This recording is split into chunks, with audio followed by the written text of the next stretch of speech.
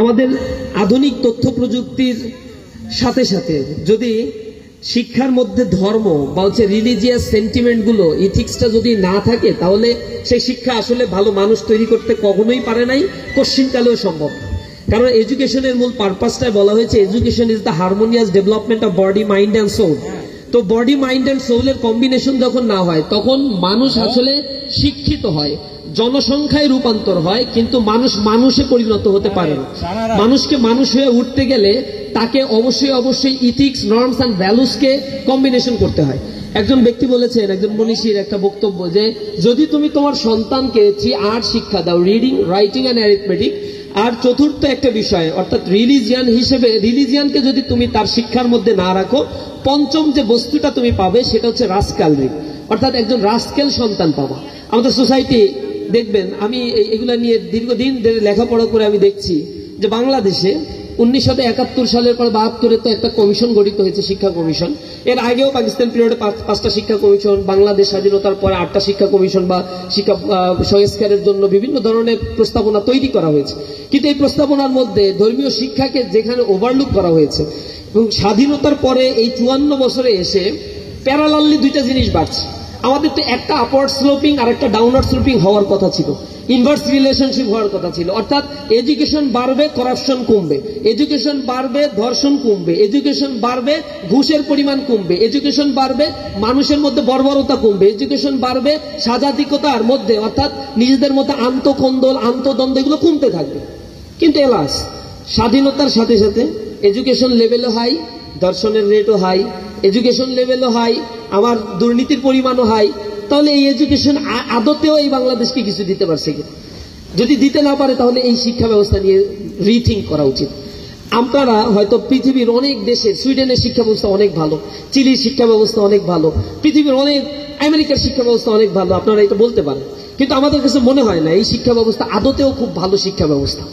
পৃথিবীর বিভিন্ন জায়গায় ঘুরে আমরা যতটুকু দেখেছি, শিক্ষা কাঠামোর মধ্যে যখন ধর্ম, নৈতিকতাকে অবস্থান দেওয়া হয়, তখন সেই শিক্ষা মানুষ তৈরি করতে পেরেছে। ইউরোপ আমেরিকা তো মানুষ তৈরি করতে পারে নাই, বস্তুতান্ত্রিক কিছু যন্ত্র তৈরি করতে সক্ষম হয়েছে। তারা হচ্ছে হাইরেজ বিল্ডিং ডেভেলপমেন্ট করছে। চায়নায় যাবেন, দেখবেন শুধু উন্নয়ন হয়েছে, চোখ ধাঁধালো উন্নয়ন, কিন্তু সেখানে মানুষের মধ্যে কোনো শান্তি নেই। একটা পর্যায়ে গিয়ে তারা সুইসাইড করতে চায়, মাদকাসক্ত হয়ে পড়ে, ব্রোকেন ফ্যামিলি, বিয়ে করে না জীবনে কোনো দিন, জীবনের একটা মুহূর্তে নিঃসঙ্গ অবস্থায় জীবনযাপন করে। পৃথিবীর অনেক দেশ তো এখন স্বইচ্ছায় মৃত্যুকে বৈধতা দিয়েছে, পার্লামেন্টে আইন পাস করেছে তারা, যে কেউ যদি স্বইচ্ছায় মৃত্যুবরণ করতে চায় আবেদন করবে, সরকার তাকে সেই পারমিশন দিয়ে দিলে সে স্বইচ্ছায় মারা যায়। এটা নিয়ে আলোচিত ঘটনাও অনেক ঘটছে। 2 জন প্রেমিক প্রেমিকা একসাথে মরতে চায়, তাই একসাথেই পারমিশন দিচ্ছে। এখন একজন মরছে, আরেকজন পলাইছে, না তুমি যাও, আমার তোমার সাথে যাবো, ট্রমাটাইজ হয়েছে। তো এরকম কেন মারা যাচ্ছে তারা? ইউরোপ আমেরিকা, জার্মানিতে সুইসাইড স্কোয়াড কেন তৈরি করতে হলো? বৈধ, যে তুমি মরতে চাও যে ওইখানে যাও, ট্রেনের নিচে মারা যেও না, তাহলে ট্রেন পরিষ্কার করতে একটু সময় লাগবে, ট্রেনে শিডিউল বিপর্যয় হবে, অর্থনৈতিক এই ক্ষতিটা হবে। তাদেরকে এমন বস্তু বানিয়েছে যে তাদের জীবনের মূল্য ইকোনমি দিয়ে মেজারমেন্ট করা হয়। ইউরোপ আমেরিকার আজকে মেডিটেশন সেন্টার তৈরি করা হয়েছে। মেডিটেশন সেন্টার হচ্ছে বিলিয়ন বিলিয়ন ডলারের একটা সেন্টার তৈরি হয়েছে। খোঁজ চায় নাই আমি দেখেছি এত মেডিটেশন সেন্টার, কারণ শেষ বয়সে সে আসলে কোনো সঙ্গী পায় না, আলাপ করার লোক নাই, কথা বলার লোক নাই। তো কথা বলার লোক যখন থাকে না, তখন সেই জীবনে এত নিঃসঙ্গ হয়, সে মনে করে আমার আর বেঁচে থেকে লাভ কি, মৃত্যুবরণ করাই ভালো। সন্তান নিচ্ছে না, সিঙ্গেল মাদার কনসেপ্ট ডেভেলপ করছে। আমেরিকায় 46% সন্তান জন্মগ্রহণ করে, তার পিতার পরিচয় জানে না। চিলিতে 75.5% সন্তান জন্মগ্রহণ করে, তার পিতৃ পরিচয় জানে না। সুইডেনে 65% সন্তান জন্মগ্রহণ করে, তার পিতৃ পরিচয় জানে না। 2019 সালের স্ট্যাটিস্টিক্স বলছি, সোফার এগুলো অনেক বেড়ে গেছে এখন। তো এই যে সিচুয়েশন গুলো ক্রিয়েট হচ্ছে কেন এই রাষ্ট্রের ভিতরে? কেন তোমার শিক্ষা ব্যবস্থা আসলে ব্রোকেন ফ্যামিলি তৈরি করছে?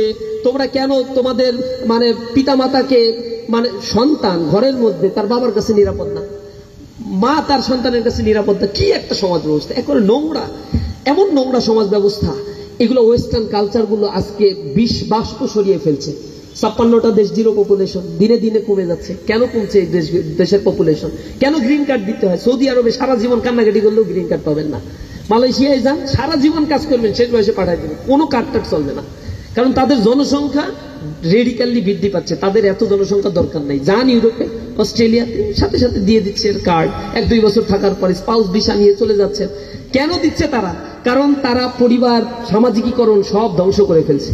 এত স্বাধীনতা ভোগ করতে গিয়ে তাদের নিজেদের অস্তিত্ব হারিয়ে ফেলছে তারা। পৃথিবীর মানুষগুলো এখন শান্তির খুঁজে ইসলাম ধর্মের দিকে দীক্ষিত হচ্ছে, ধর্মগুলোকে তারা ওন করছে। আমি খোঁজ নিছি, আমাদের ভাইরা তো পৃথিবীর বিভিন্ন জায়গায় বিভিন্ন আলাপ আলোচনা হয়, আমি দেখেছি যে সেইখানে ধর্মীয় স্কুলগুলো যেখানে প্রতিষ্ঠা হচ্ছে সেইখানে দিন দিন মানে সেকুলার মানুষ কিন্তু তার সন্তানকে ধর্মীয় স্কুলে পড়াচ্ছে। কারণ ধর্মীয় স্কুলে পড়ালে সন্তানের ভিতরে পিতামাতার প্রতি শ্রদ্ধাবোধটা বাড়ে, লায়াবিলিটি বাড়ে। এছাড়া সে পশুতে পরিণত হয়। 18 বছর ক্রস করে ফেললে একজন সন্তান অপকর্ম করবে, বাবা বাধা দিতে পারবে না।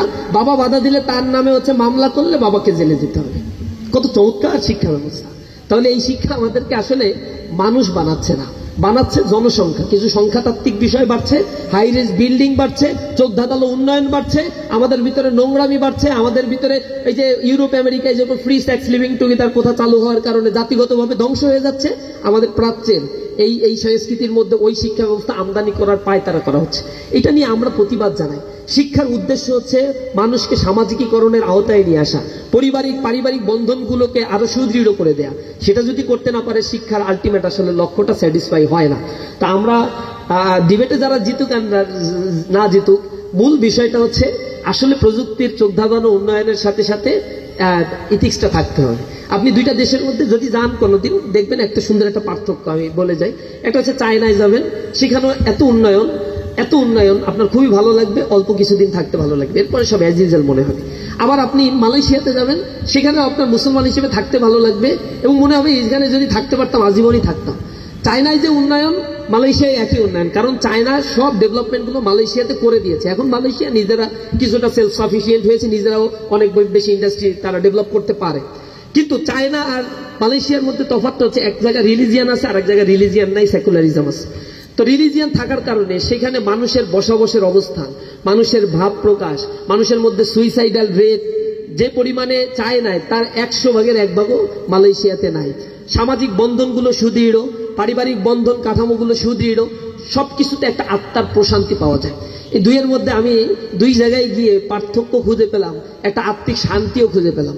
তা আমি দেখলাম সেখানে পরিবারের বাবা মায়ের প্রতি সন্তানের শ্রদ্ধাবোধ, আমি চায়নায় দেখেছি বাবা মায়ের প্রতি সন্তানের শ্রদ্ধাবোধের জায়গাগুলো, এগুলো ফার ডিফারেন্স রয়েছে। সুতরাং আমাদেরকে মনে রাখতে হবে, এডুকেশন যদি ইথিক্সের বাইরে গিয়ে কোনো এডুকেশনকে ডেভেলপ করতে হয়, সেটা আসলে কোনো এডুকেশন হইতে পারে না। এডুকেশনের মধ্যে নর্মস, ভ্যালুস, লায়াবিলিটি এগুলো থাকতে হবে। তা না হলে আমাদের দেশে করাপ্টেড পিপল জন্ম হবে। দেখেন আমাদের দেশে এসালম গ্রুপ, একটা গ্রুপের কথা আপনারা জানেন, এটা এই গতদিন আবার মিটিং করছে শেখ হাসিনার সাথে, নাকি 2000 কোটি টাকা নগদ দিছে, 2500 কোটি টাকা দেওয়ার আশ্বাস দিছে, নাকি না 2500 কোটি টাকা দিয়েছে, 2000 কোটি টাকা দেওয়ার আশ্বাস করেছে। দেশ থেকে 12টা ব্যাংক লুটপাট করছে। আমি গতকাল থেকে তার আগের 4 দিন ওই অঞ্চলে ছিলাম, গতকালেই আসছি কেবল।